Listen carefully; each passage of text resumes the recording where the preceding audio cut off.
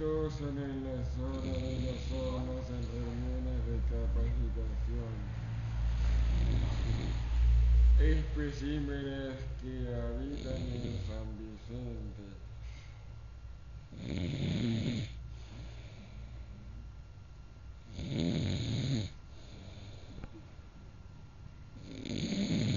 Habitan en Cañada Rosquín, provincia de Santa Fe.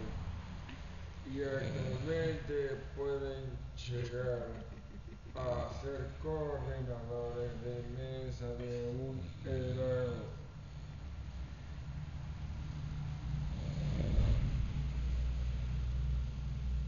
Además, los mamíferos conocidos como toninas trabajan en un aserradero, haciendo el típico ruido del corte de madera.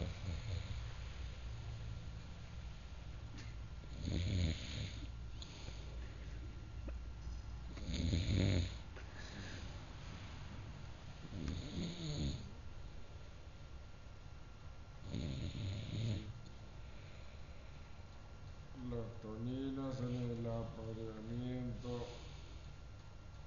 hacen ruidos quejosos. Se aparean en el Río de la Plata. Vienen desde lugares como Santa Fe a aparearse con sus hembras.